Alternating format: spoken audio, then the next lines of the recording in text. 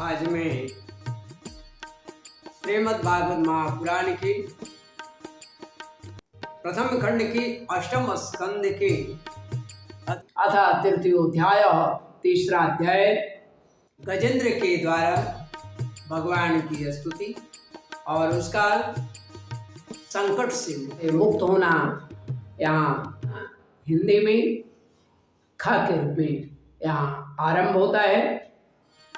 नमो नमस्ते किल कारणाय निष्कारणाय अद्भुत कारणाय सर्वांगम सर्वांगमाम्नाय मार्णवाय नमो पवर्गाय परायणाय। आप सबके मूल कारण हैं, आपका कोई कारण नहीं तथा कारण होने पर भी आप में विकार या परिणाम नहीं होता, इसीलिए आप अनोखे कारण हैं। इसीलिए हे भगवान आप अनोखे कारण हैं।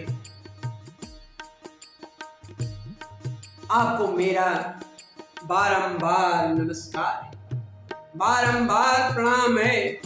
जैसे समस्त नदी झरने आदि का परम आश्रय समुद्र है, वैसे ही समस्त वेद और शास्त्रों के परम तात्पर्य आप हैं।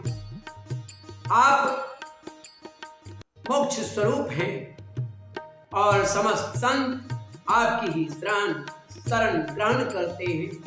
अतः आपको मैं नमस्कार करता हूं। जैसे यज्ञ के काष्ठ अग्नि में अग्नि गुप्त रहती है, वैसे ही आपने अपने ज्ञान को गुणों की माया से ढक रखा है। गुणों में क्षोभ उत्पन्न होने के कारण, गुणों में क्षोभ होने पर उनके द्वारा विविध प्रकार की सृष्टि रचना का आप संकल्प करते हैं। हे भगवान, जो लोग कर्म संन्यास अथवा कर्म समर्पण के द्वारा आत्म तत्व की भावना करते हैं, आत्म तत्व की भावना करके वेद शास्त्रों से ऊपर उठ जाते हैं, उनके आत्मा के रूप में आप स्वयं ही प्रकाशित हो जाते हैं। ऐसे प्रभु को मैं नमस्कार करता हूं, आपको मैं नमस्कार करता हूं। जैसे कोई दयालु पुरुष फंदे में पड़े हुए पशु का बंधन काट देते हैं, वैसे ही आप मेरे जैसे शरणागतों की फांसी काट देते हैं। आप नित्य मुक्त हैं, परम करुणामय हैं और भक्तों का कल्याण करने में आप कभी आलस नहीं करते। आपके चरणों में मेरा नमस्कार है, मेरा नमस्कार है, मेरा प्रणाम। समस्त प्राणियों के हृदय में अपने अंश के द्वारा अंतरात्मा के रूप में आप उपलब्ध होते रहते हैं। आप सर्वेश्वर पूर्ण एवं अनंत हैं। आप सर्वेश्वर पूर्ण एवं अनंत हैं। मैं आपको नमस्कार करता हूं। जो लोग शरीर, पुत्र, गुरजन, गृह, संपत्ति और अपने स्वजनों में आ सकते हैं, उन्हें आपकी प्राप्ति अत्यंत कठिन है, अत्यंत कठिन है, क्योंकि आप स्वयं गुणों की आसक्तियों से रहित जीवन मुक्त पुरुष अपने हृदय में आपका निरंतर चिंतन करते रहते हैं। उन सर्वेश्वर पूर्ण ज्ञान स्वरूप भगवान को मैं नमस्कार करता हूँ। धर्म, अर्थ, काम और मोक्ष की कामना से मनुष्य उन्हीं का भजन करके अपनी अभिष्ट वस्तु को प्राप्त करते हैं, कर लेते हैं। इतना ही नहीं, वे उनको सभी प्रकार का सुख दे देते हैं और अपने ही जैसा अविनाशी पार्षद शरीर भी दे देते हैं। वे परम दयालु प्रभु मेरा उद्धार करे। एकांतिनो यसन कांचनातं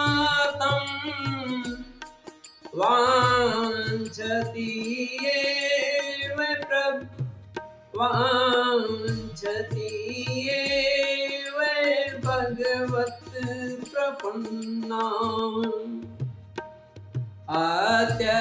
अत्यद्भुतं तच्चरितं सुमङ्गलं गायन्त आनन्द समुद्रमग्ना।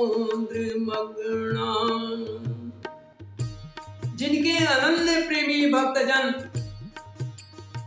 उन्हीं की शरण में रहते हुए उनसे किसी भी वस्तु की, यहाँ तक कि मोक्ष की भी कामना नहीं करते हैं, मोक्ष की भी अभिलाषा नहीं करते, केवल उनकी परम दिव्य मंगलमयी लीलाओं का गान करते हुए आनंद के समुद्र में निमग्न रहते हैं।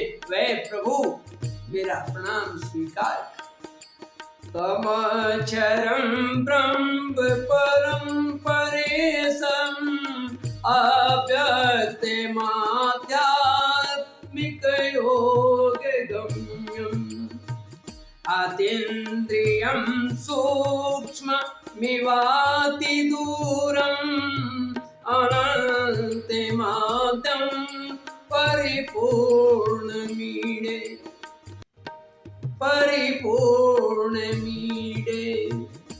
जो अविनाशी सर्वशक्तिमान है, सर्वव्यापक है, अव्यक्त है, गुणातीत है और जो अत्यंत सूक्ष्म है, जो अत्यंत निकट रहने पर भी बहुत दूर जान पड़ता है, जो आध्यात्मिक योग अर्थात ज्ञान योग अथवा भक्ति योग के द्वारा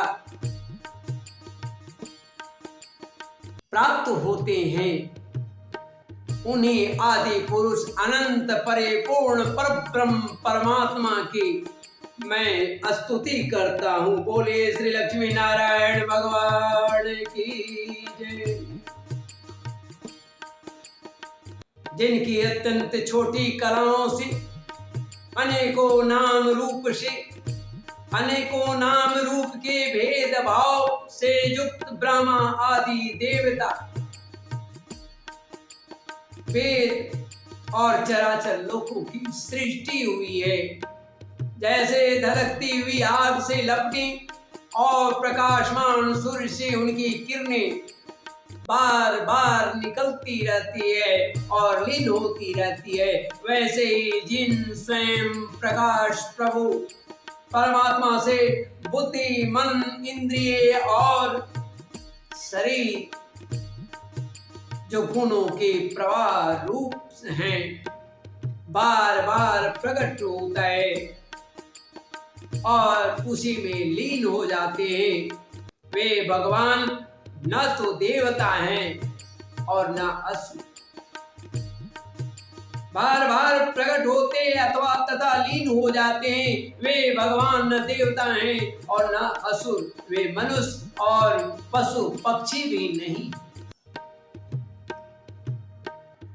वे स्त्री हैं, क्षमा करेंगे, वे न स्त्री हैं न पुरुष हैं न नपुंसक हैं। वे कोई साधारण और असाधारण प्राणी भी नहीं है। न वे गुण हैं और न कर्म हैं और न कार्य हैं और न तो कारण ही है।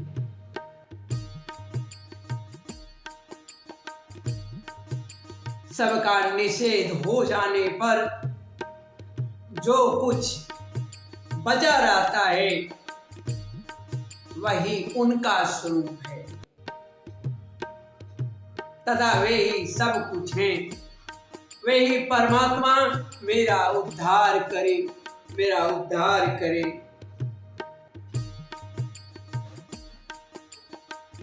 परिस्थितियां बड़ा ही विकट है गजेंद्र के साथ। गजेंद्र इतनी पीड़ा से युक्त हो गया है, इतनी भयानक कष्ट है कि अब वह जीवन से उसका मोह समाप्त हो गया है। अब वह विचलित हो रहा है। इतने वर्षों से युद्ध करते करते वह थक तो गया ही है। अब अंतःकरण से भी वह थक गया है। अब वो कहता है, बहुत ही करुण स्थिति है उसकी, बड़ा ही करुणा भरी बात से कहता है, जिजीवी से नामिहा मुया किम अंतरे वैचा वृते भयोन्या अंतरे वैचा वृते भयोन्या इच्छामि काले नयस विप्लवस् तस्यात्मलोका वरणस्य मोक्षं तस्यात्मलोका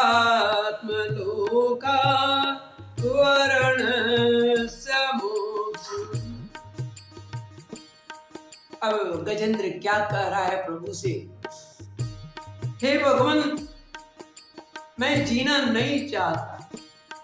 यह हाथी का शरीर, यह हाथी का योनि बाहर और भीतर सब ओर से अंधकार से ढका हुआ है। अज्ञान रूप अंधकार से आवरण के द्वारा, अज्ञान रूपी आवरण के द्वारा ये ढकी हुई है। इसको रख कर के क्या करूं? अब इसे रख कर भी मैं क्या करूं? रख कर क्या ही क्या है, करना ही क्या है। मैं तो आत्म प्रकाश को ढकने वाले उस अज्ञान रूप आवरण से अब छूटना चाहता हूं, जो कालक्रम से अपने आप नहीं छूट सकता, जो केवल भगवत कृपा अथवा तत्व ज्ञान के द्वारा ही इसे नष्ट किया जा सकता है या नष्ट होता है। इसलिए मैं उस परमात्मा के शरण में आया हूं, जो विश्व रहित होने पर भी विश्व की रचयिता और विश्व स्वरूप है, साथ ही जो विश्व की अंतरात्मा के रूप में विश्व रूप सामग्री से क्रीड़ा भी करते रहते हैं। उस अजन्मा परम पद स्वरूप ब्रह्म को मैं नमस्कार करता हूँ, मैं नमस्कार करता हूँ। गहन पीड़ा से युक्त है, असहनीय पीड़ा है। अपने परमात्मा प्रभु श्री नारायण को पुकार रहा है। आगे कहता है, योग रंधित कर्मणो हृदि योग विभाविते योगिनो यं प्रपश्यन्ति योगे तं नतोऽस्म्यहम्। योगी लोग योग के द्वारा कर्म वासना और कर्म फल को भस्म कर देती। मैं अपने योग शुद्ध हृदय में जिन योगेश्वर भगवान का साक्षात, अपने योग शुद्ध हृदय में जिन योगेश्वर भगवान का साक्षात्कार करते हैं, उन प्रभु को मैं नमस्कार करता हूं। प्रभु, आपकी तीन शक्तियां, प्रभु की तीन शक्तियां कौन? सत्व रज और तम। आपकी 3 शक्तियों सत्व रज और तम के रागादि वेग असह है प्रभु, अब सहा नहीं जाता है। असह है समस्त इंद्रियों और मन के विषयों के रूप में भी आप ही प्रतीत हो रहे हैं। इसलिए जिनकी इंद्रियां बस में नहीं है वे तो आपकी प्राप्ति का मार्ग भी नहीं पा सकते। आपकी शक्ति अनंत है, आप शरणागत वत्सल हैं। आपको मैं बार बार नमस्कार करता हूं। आपकी माया अहंकार बुद्धि से आत्मा का स्वरूप ढक गया है। इसी से यह जीव अपने स्वरूप को नहीं जान पाता। आपकी महिमा अपार है। उन सर्वशक्तिमान एवं माधुर्य निधि भगवान की मैं शरण ग्रहण करता हूँ। बोले श्री लक्ष्मी नारायण भगवान की जय। सुखदेव जी कहते हैं कि हे परीक्षित, गजेंद्र बिना किसी भेदभाव के निर्विशेष रूप से भगवान को स्तुति की थी। इसीलिए भिन्न भिन्न नाम और रूप को अपना स्वरूप मानने वाले ब्रह्मा आदि देवता उसकी रक्षा करने के लिए नहीं गए। उस समय सर्वात्मा होने के कारण सर्वदेव स्वरूप स्वयं भगवान श्री हरि प्रकट हो गए। स्वयं श्री हरि श्री भगवान वहां प्रकट हो गए हैं और विश्व के जो एकमात्र आधार है वह भगवान जब देखा गजेंद्र की ओर कि गजेंद्र अत्यंत पीड़ित हो रहा है, अतः उसकी स्तुति सुनकर वेद में गरुड़ पर सवार हो चक्रधारी भगवान बड़ी शीघ्रता से वहां के लिए चल पड़े। अति वेग से जहां गजेंद्र अत्यंत संकट में पड़ा हुआ था, उसके साथ स्तुति करते हुए उनके साथ स्तुति करते हुए देवता भी वहां। सरोवर के भीतर बलवान ग्राह ने गजेंद्र का पैर कस के पकड़ रखा है और वह अत्यंत व्याकुल हो रहा है। जब उसने देखा कि आकाश में कौन देखा, गजेंद्र जब देखा कि आकाश में गरुड़ पर सवार होकर हाथ में चक्र लिए भगवान श्री हरि आ रहे हैं, तब अपनी सूंड में उस सरोवर के एक कमल को तोड़, उस सरोवर से एक कमल और कमल का एक सुंदर पुष्प लेकर उसने अपने सूंड के सहारे ऊपर उठाया और उसने कसकर पुकारा, नारायण नारायण नारायण नारायण श्रीमन नारायण नारायण नारायण नारायण नारायण श्रीमन नारायण नारायण नारायण नारायण नारायण नारायण श्रीमन नारायण नारायण नारायण गोविंद नारायण नारायण।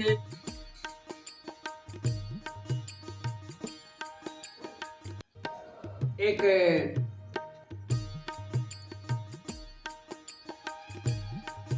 उस सरोवर से एक कमल का सुंदर पुष्प लेकर उसने ऊपर को उठाया और बड़े कष्ट से बोला, नारायण जगत गुरु भगवान आपको नमस्कार है। बड़े ही करुण स्वर से भगवान को प्रणाम किया है। और जब गजेंद्र की इस करुण शब्द को भगवान ने सुना तो वह भी विह्वल हो गए, व्याकुल हो गए, और उन्होंने प्रभु ने अत्यंत पीड़ित गजेंद्र को देखकर तब वे एक बारगी गरुड़ से कूद गए। गरुड़ को छोड़कर वे कूद गए और कृपा करके गजेंद्र के साथ ही ग्राह को बड़ी प्रेम बड़े ही शीघ्रता से सरोवर से बाहर निकाल लाए। और फिर सब देवताओं के सामने ही भगवान श्री हरि ने अपने सुदर्शन चक्र से ग्राह का मुंह फाड़ डाला और गजेंद्र को छुड़ा लिया। इस प्रकार श्रीमद् भागवत महापुराण के प्रथम खंड के अष्टम स्कंद के अथा तृतीयोध्याय अध्याय हिंदी में ख के रूप में समाप्त होता है। त्रुटियों के लिए क्षमा करेंगे। श्रीमन्नारायण नारायण नारायण, गोविंद नारायण नारायण नारायण, माधव नारायण नारायण नारायण, श्रीमन्नारायण नारायण नारायण, गोविंद नारायण नारायण नारायण, श्रीमन्नारायण नारायण नारायण, माधव नारायण नारायण नारायण, हरिहर नारायण नारायण नारायण, श्रीमन्नारायण